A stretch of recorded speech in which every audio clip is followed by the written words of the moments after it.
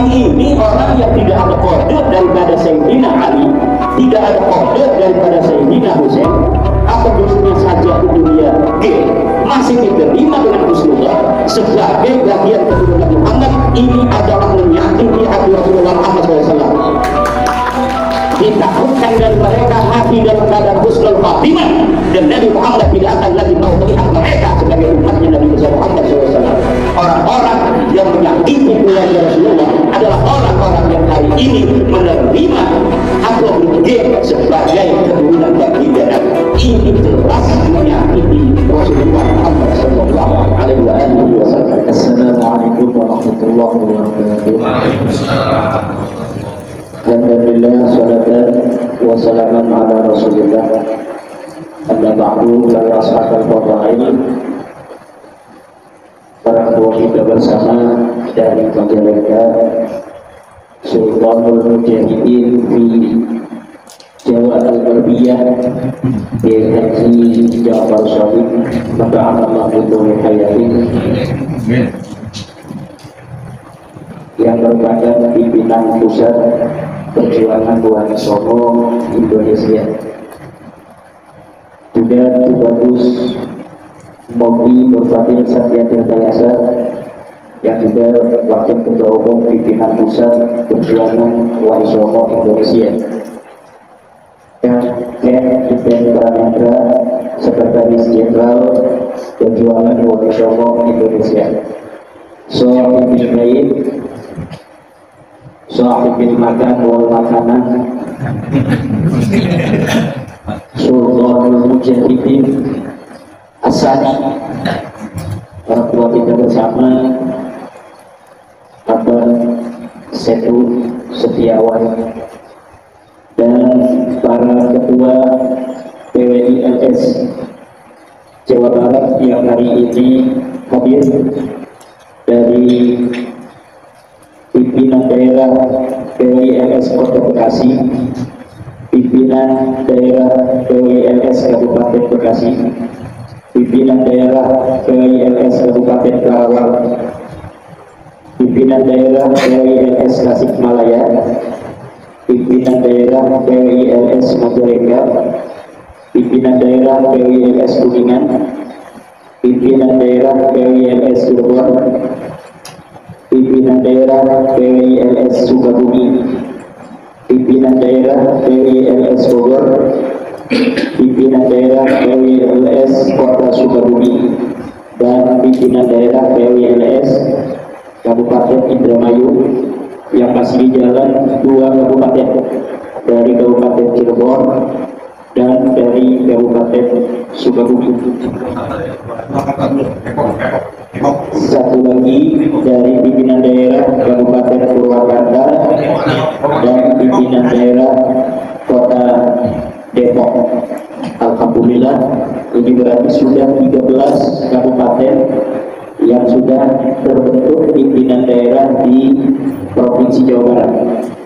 Di Provinsi Jawa Barat itu ada 27 kabupaten dan kota. Kita baru terbentuk 13 kabupaten. Mudah-mudahan dengan terpilihnya secara musyawarah mufakat oleh tim caretaker yang dibentuk oleh Ketua Umum yang mulia Dr. Haji Abbas Williamsi, yang telah menetapkan dengan suara bulat atas izin Allah Subhanahu wa Ta'ala bahwa Abang Kiai Haji Setiawan atau yang kita kenal dengan Abang Setu, Allah takdirkan untuk menjadi Ketua Pimpinan Daerah PWILS Provinsi Jawa Barat.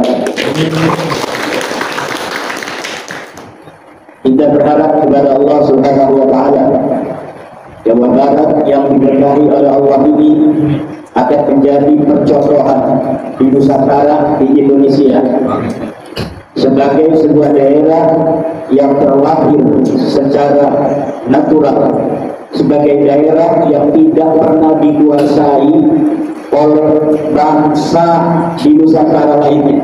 Dengan peperangan tidak pernah dikuasai. Dengan makanan katanya pernah, itu bukan dengan peperangan. Itu menyerahkan diri untuk mengurangi konflik, menghindari peperangan, maka disebutlah daerah daerah waktu itu dengan daerah Parahyangan, yang artinya menyerahkan untuk adanya ketentraman, kedamaian yang dicapai oleh orang-orang tua kita dulu di tanah Pasundan. Majapahit yang begitu besar ini tidak bisa menguasai tanah Pasundan. Kenapa itu bisa? Karena memang Jawa Barat adalah daerah yang merupakan tertua di Nusantara ini. Bahkan Sundaland itu mencakup seluruh Nusantara, bahkan lebih dari Nusantara. Nusantara itu kan hanya Malaysia, Indonesia, Brunei, Singapura, Thailand, Filipina. Itu dulu Sundaland itu lebih daripada itu. Walaupun pulau ini kita namakan Pulau Jawa, tetapi Pulau Jawa itu berada di Sundaland. Oleh karena itu penting buat masyarakat kita Jawa Barat agar memiliki kembali nilai kebanggaan leluhur atas sejarahnya yang luar biasa. Oleh karena itu segala bentuk dari orang-orang asing yang ingin menjadikan masyarakat Jawa Barat sebagai budak harus dilawan dengan sekuat tenaga.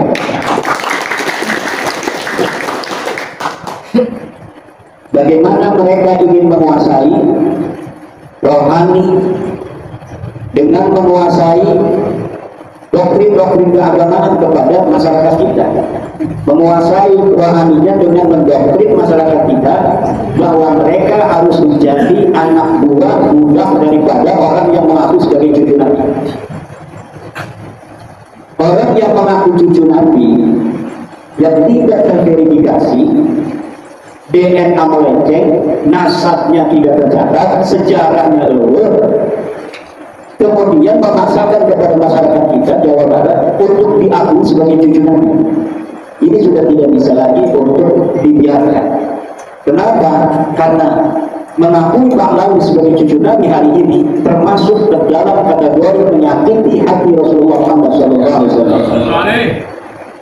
Apa itu sanksi yang akan didapat oleh orang yang mengakui Pak Lawi sebagai cucu Nabi? Walladzina yu'duna Rasulullah lahum 'adzabun alim.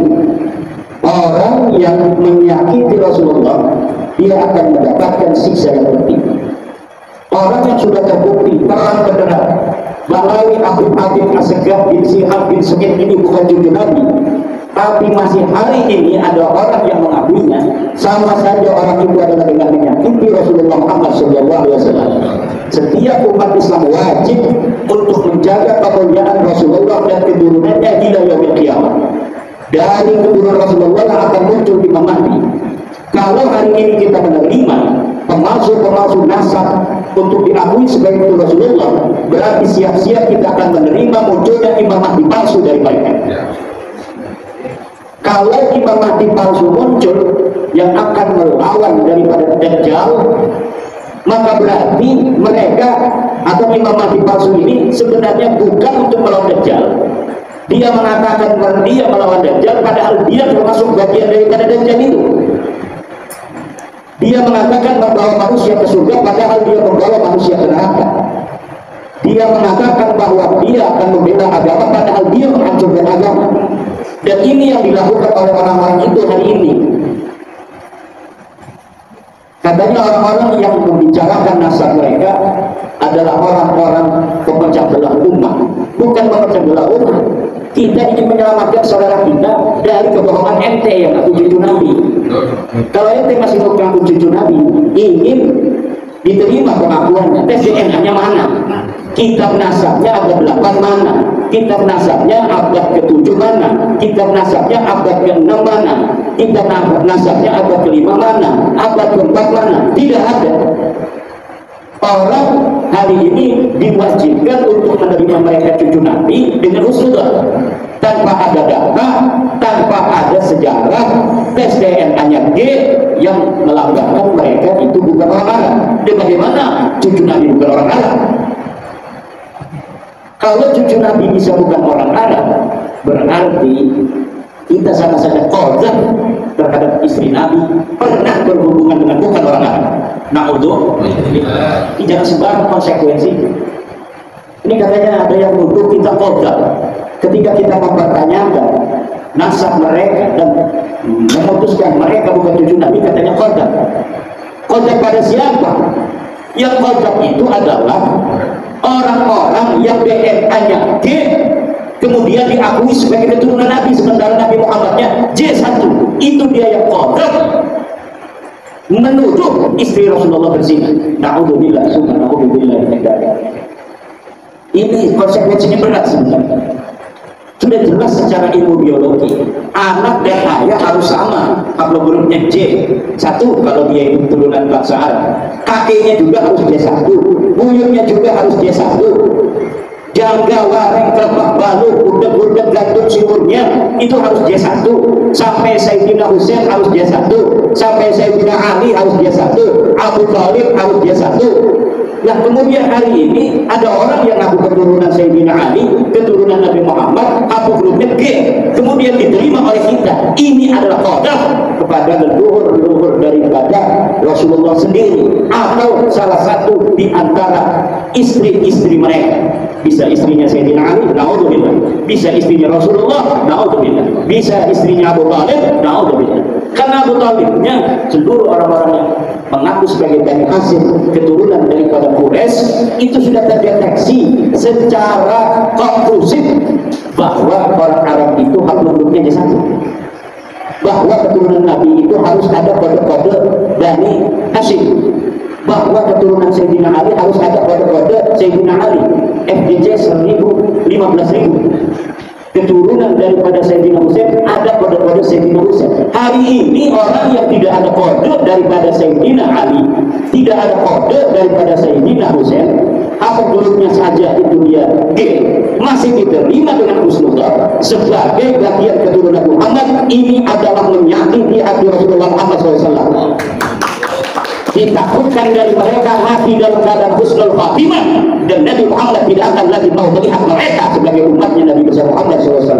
Orang-orang yang menyakiti keluarga Rasulullah adalah orang-orang yang hari ini menerima haplogrup G sebagai keturunan baginda Nabi. Ini jelas menyakiti Rasulullah Muhammad SAW.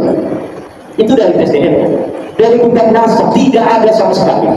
Sebelum mereka mengaku di abad 9, abad 995, mereka mengaku jadi cucu Nabi, bikin kitab namanya Al-Ghurratul Musyiqah. Sementara keluarga Nabi dan keturunannya sudah dicatat sejak abad kedua Hijriah. Abnaul Imami Bisra Wasyah 199 Hijriah, abad kedua, dicatat oleh Ibrahim Tabaqoba siapa saja keturunan dan cucu Rasulullah. Padahal baru 150 tahun Nabi Muhammad wafat. Kemudian dicatat di abad kedua, dicatat di abad ketiga, dicatat di abad keempat, kelima, keenam, terus sampai abad ke-9. Dan di abad ke-9 Ummatul Talib Al-Kubra itu mencatat keturunan Nabi, tapi tidak mencatat Ba'lawi ini sebagai bagian daripada keturunan Nabi Muhammad. Itu masih di abad 9. Karena masih disitulah mereka mulai mengaku. Mereka mengaku 895. Ummatul Talib itu 820-an. Itu 820 belum dicatat sebagai cucu Nabi. Kemudian beberapa puluh tahun kemudian mereka menulis sendiri bahwa mereka keturunan Nabi. Dan itu pun bukan di dalam kitab nasab. Kitab nasab yang pertama mencatat mereka itu abad ke-10 An-Nafah Al-Ambaliyah.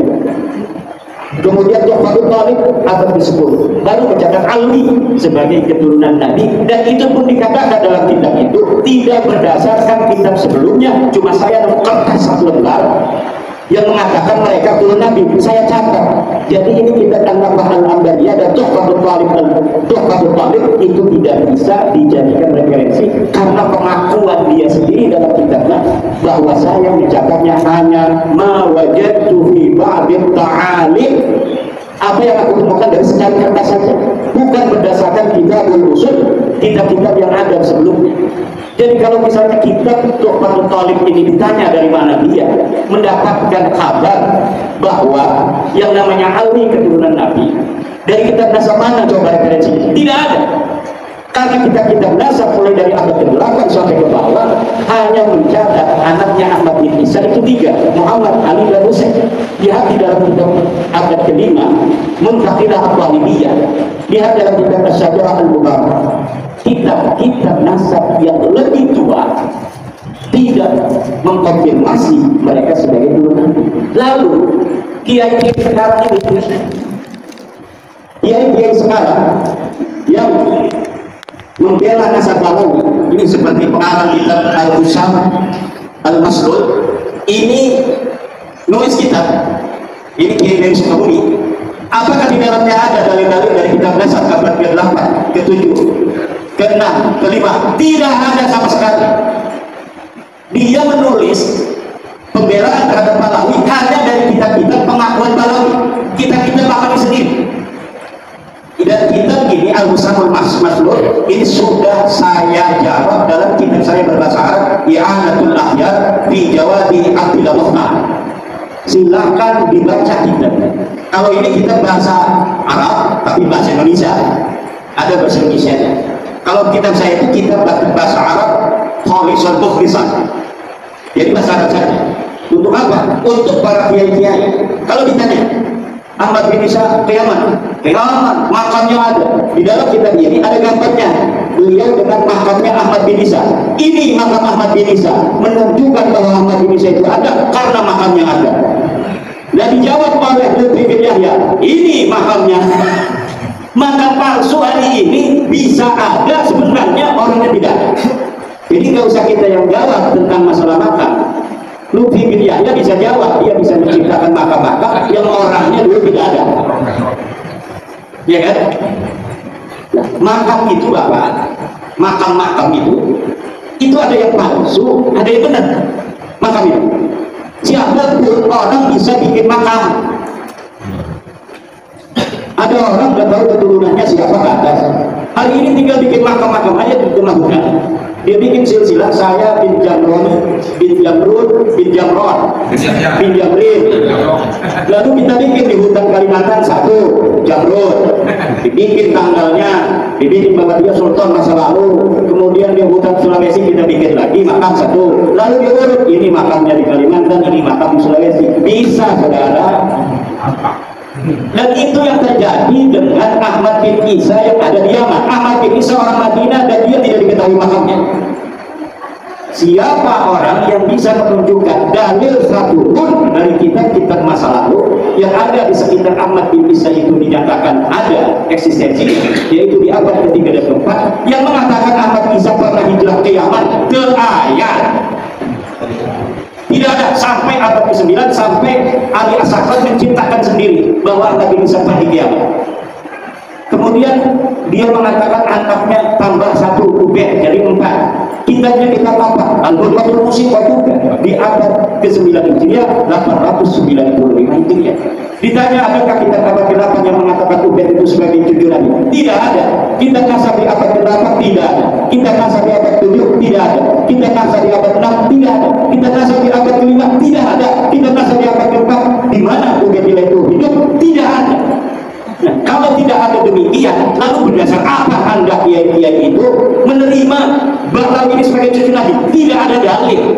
Anda melawan Al-Quran, melawan perintah Allah, wala taqfu ma laysa laka bihi ilmun, dan jangan kau ikuti sesuatu yang kau tidak ada ilmu di sana. Ini dosa besar ini para kiai-kiai mengaku Balawi sebagai cucu Nabi, dosa besar dan kabir. Jadi alaihi nar illa yatubu. Kalau tidak tobat, neraka. Yakinnya mereka neraka. Kenapa? Karena sudah jelas 1 tambah 1 itu 2. Dia katakan 22. Pokoknya 1 tambah 1 22. 1 tambah 1 itu 2, 2-nya 1. Tidak bisa. Saya husnuzon bahwa 1 ini sebenarnya 11. 1 dan yang satunya sebenarnya 11. Jadi 11 tambah 11 itu 22. Tidak bisa, ini sudah nyata 1. Ininya tambah 1, 1 tambah 1 2. Tidak bisa. Kita husnuzon 1 ini sebenarnya ada di sampingnya angka 1 lagi. Jadi 1 itu 11. Tambah 11 sama dengan 22. Ini orang yang model begini sama dengan orang yang hari ini menerima Balawi sebagai cucu Nabi. Diskusi terkait diminta dalilnya Allah, tapi mereka menganggap orang-orang yang mengatakan asal Balawi bukan keturunan Nabi, bukan keturunan Nabi, dia yakin itu sebagai orang-orang pemecah belah umat. Yang pecah belah umat Rasulullah itu ente, yang bakalnya nanti di hari kiamat orang akan menjadi bingung, orang akan menjadi tidak bisa membedakan mana Imam Mahdi asli dan mana Imam Mahdi palsu. Jangan-jangan mereka tidak percaya adanya Imam Mahdi. Dikatakan di dalam ajaran Ahlussunnah wal Jamaah bahwa nanti di hari kiamat Imam Mahdi itu akan keluar dari mana? Dari keturunannya Rasulullah Muhammad SAW. Nah, kalau sekarang ini keturunan palsunya kita biarkan, bisa jadi keturunan palsu ini yang akan mengaku sebagai Imam Mahdi kiamat nanti. Dan ini berbahaya buat persatuan umat Islam jika umat Islam sedang menghadapi dan jauh menghadapi pasukan Ya'juj Ma'juj di masa depan. Itu luar biasa. Konsekuensinya husnudon kepada sesuatu yang jelas sudah nyata. La ibrata bil dhannil bayyini khata'u. Tidak bisa dihitung don yang sudah nyata salahnya. Balawi bukan cucu Nabi ini sudah nyata salahnya, sudah jelas terputus, kitabnya tidak ada, nasabnya bukan orang Arab. Kenapa masih menerima Balawi sebagai cucu Nabi? Kecuali mereka memang ingin menyakiti baginda Nabi besar Muhammad SAW. Kalau tidak, bapak sebelum mati masih saja membela-bela. Yukhafu alaihi su'ul khatimah. Yukhafu alaihi su'ul khatimah illa yatub. Biman qabila anna Ba'lawi min dirati Rasulillah yukhafu alaihi su'ul khatimah illa yatub. Hala insyaallah yukfar. Kalau tidak tobat bahaya. Kecuali belum ada dalil. Dulu orang-orang tua kita insyaallah masuk surga. Dulu sebelum tahun 2022 orang yang mengakui Balawi sebagai cucu Nabi mati mengakui Balawi cucu Nabi, insyaallah diampuni.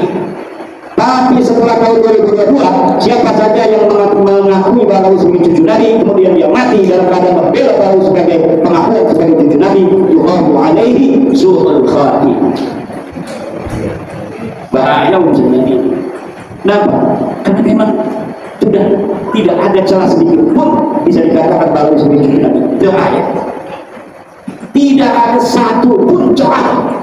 Dulu yang pertama kali, saya masih bisa mengatakan ini adalah penelitian bisa salah, tetapi dialektika selama 2 tahun ini mengerucut pada suatu kesimpulan bahwa memang mereka ini betul-betul mengfabrikasi dan menciptakan nasab itu di abad 9 sebelumnya sama sekali tidak ada. Ini yang tugas kita di Jawa Barat ini adalah untuk memberikan pemahaman itu. Wah, katanya nanti mau memecah belah umat. Ya, Nabi Muhammad datang ke Arab Saudi, di Saudi, ketika membawa kebenaran Islam, ya tentu ada yang menerima dan yang menolak. Yang menolak dari Bani Hashim ada Abu Lahab, pamannya Nabi. Yang menerima dari keluarga Nabi ada siapa? Hamzah, Abbas. Berperang mereka.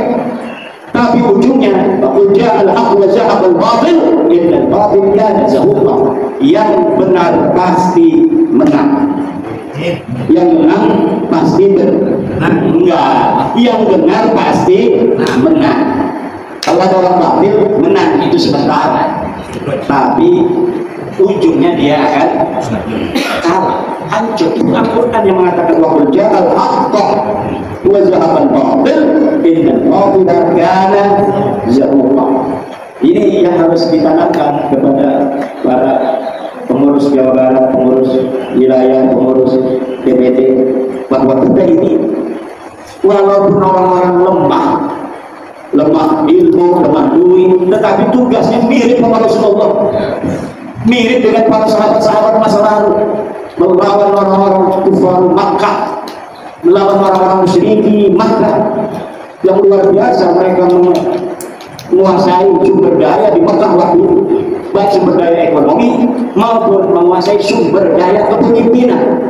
Tetapi Rasulullah munfaridan, sendirian saja pertamanya dengan keyakinan yang luar biasa. Kemudian istrinya ikut, kemudian siapa? Imam Ali, ponakannya, bukan ponakan, sepupunya ikut.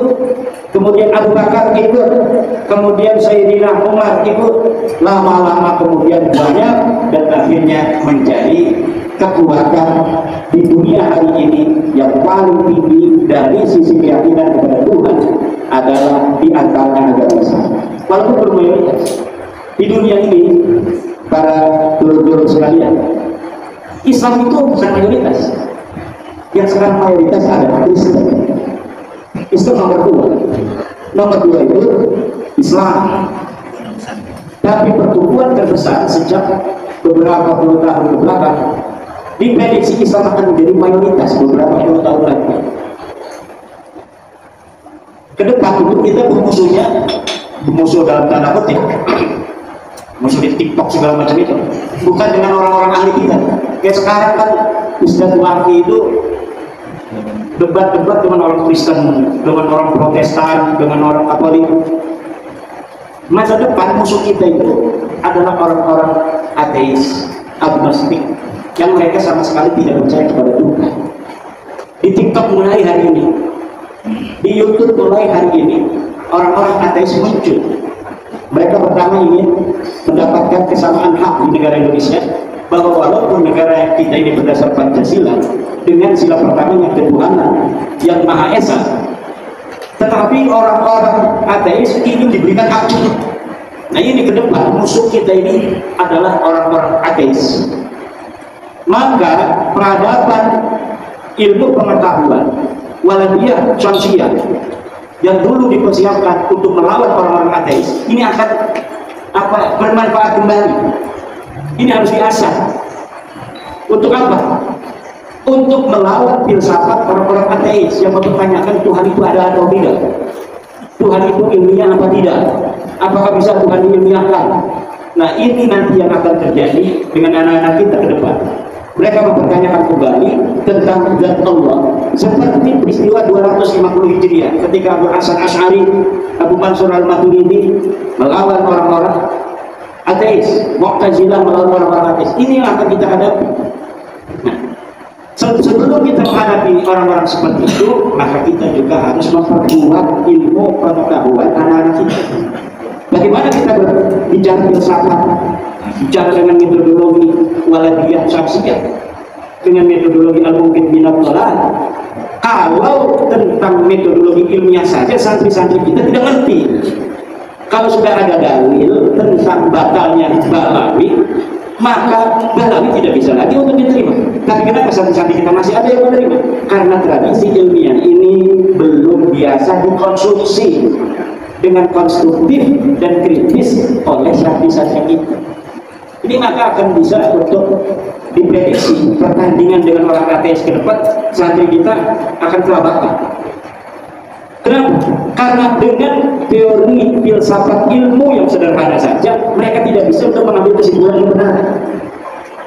Kalau sebuah tesis, bumi itu datar, kemudian diketemukan tesis berikutnya yang mengatakan bumi itu bulat, maka dengan berbagai macam dalil-dalil yang kuat, tesis bahwa bumi itu datar itu hancur lebur dan tidak bisa diterima kembali. Sekarang kita sudah bisa untuk melihat bumi dari atas. Ternyata betul bahwa bumi ini perdebatan masa lalu di tahun 1500-an Masehi, apakah bumi itu bulat, apakah bumi itu datar. Hari ini terkonfirmasi bahwa memang bumi ini bulat.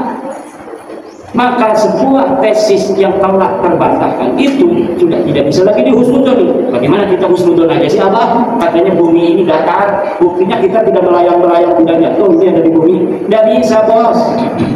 Karena apa? Karena kesimpulan ilmiah bahwa bumi ini bulat sudah zahirun bayyinun la yuraddu, yang tidak bisa ditolak lagi. Sama bumi bulat itu dengan kesimpulan Balawi bukan cucu Nabi yang tidak mungkin bisa dibantah lagi. Yang masih menerima akan terbantah sendiri oleh dirinya sendiri, hanya nunggu waktu. Nunggu kecewa aja sedikit ditempelin sama Balawi, dia akan sadar. Atau dia makanya dipinjam nggak dikembaliin lagi, langsung itu saya ikut dia dibantu dia. Hanya butuh sedikit kecewa untuk menjadi insya Allah sadar. hanya butuh sedikit kecewa saja. Dalil tidak ada. Inna kalau bagaimana akan walakin Allah yahdi man yasha. Nabi Muhammad kurang apa? Beliau adalah orang yang sangat dikasih Allah. Habibullah. Habib asli itu Rasulullah. Tapi tidak semua manusia di dunia mengikuti Rasulullah. Apalagi model Imaduddin Utsman yang katanya kecilnya aja tahu, katanya nama Imaduddin. Iya kecilnya tahu, saya kecil dulu sih. Kalau saya langsung besar gak bakal ada orang yang tahu saya kecil gimana. Orang saya kecil dulu, manusia betul-betul terlihat pada sekabung saya. Al-Kreseku ya'lamuni, Al-Kreseku ya'rifuni, Watangramu ya'lafuni. Gak bisa saya itu menutupi diri saya dari orang kresek, dari orang Tangerang. Karena seluruh orang kresek Tangerang tahu saya. Ini masalahnya. Kita harus banyak tantangan ini apa saja. Tapi bisa nggak Kiai dikaitkan dengan ayat tadi? Wamayat tabi'u namanya aksharum ila donna inna donna la yu'min minal haqqi syai'an.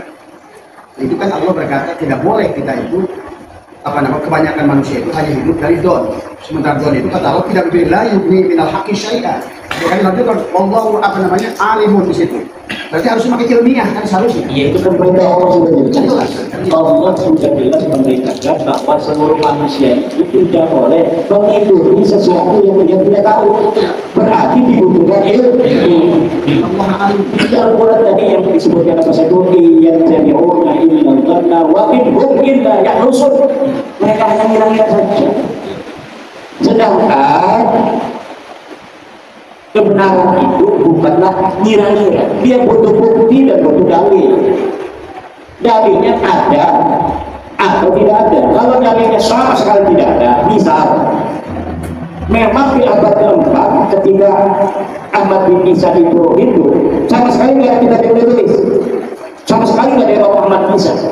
Abad ke-5 tidak ada yang ngomong Ahmad bin Isa punya anak berapa, abad ke-6, abad ke-7 tidak ada. Baru tuh itu masih 50-50 kalau ada orang ngaku-ngaku di abad ke-9. Tapi ini di abad 3-nya ditulis Ahmad bin Isa itu. Anaknya ditulis, di abad ke-4 anaknya ditulis, Ahmad bin Isa-nya ditulis, abad ke-5 Ahmad bin Isa ditulis, anaknya ditulis, abad ke-6, ke-7, ke-8 semuanya ditulis. Tidak ada ubed di sana. Di abad 9 baru ada ubed, katanya anak Ahmad bin Isa udah jelas itu bohongnya. Tapi guna masih ada yang percaya. Iya, usnudornya la ibrata bi dzannil bayyin khataruhu. Tidak boleh dan itu digunakan lagi apabila jelasnya salahnya sudah jelas. Ini salahnya sudah jelas. Kita misalnya nyata apa saya itu tadinya asli Bekasi. Namanya Don, boleh aja tinggal dari Bekasi.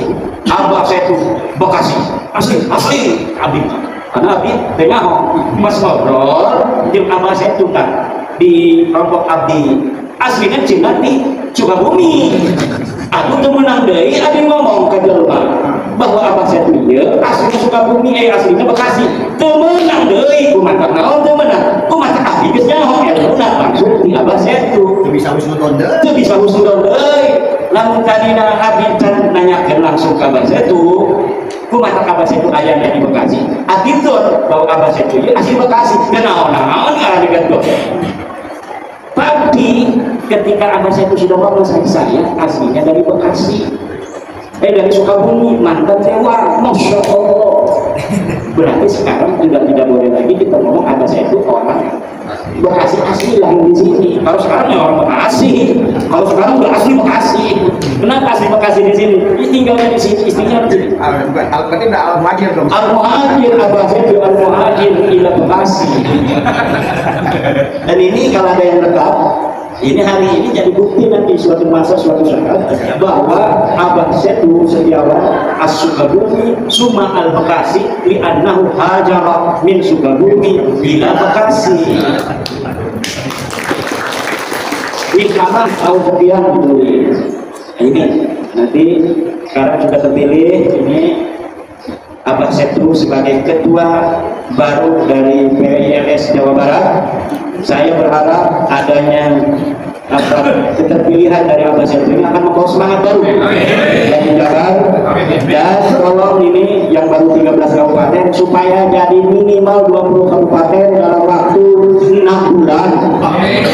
Jadi tugas dari saya sebagai ketua Karateker tim pemilihan ketua PWLS Jabar yang hari ini sudah konklusif bahwa Abang Setru sebagai ketua Jabar memohon kepada ketua terpilih dan dari jajaran nanti agar dalam waktu 6 bulan dari 27 kabupaten kota ini 20 kabupaten sudah terbentuk PWLS demi para pabingan. Karena ini lagi banyak tantangan ya di pemuda Bekasi, lautna aya nu ngajual cenah, aya nu mager di Tangerang aya eta, di Bekasi aya, di Tangerang di 260 bidang laut di sertifikat, di Bekasi 220 hektar laut di sertifikat. Ini sudah luar biasa ini. Apa tujuan mereka itu ya? Semua laut dikuasai. Apa lebih murah dia itu ya? Kalau beli di Bekasi kan mahal itu di Bekasi kan. Tapi di Tangerang kan masih murah itu kan. Tapi mereka mau juga di laut. Padahal itu PIK 2 dia sudah beli tanah itu di mulai Kosambi sampai ke Puncuk. Itu ribuan hektar tanah darat.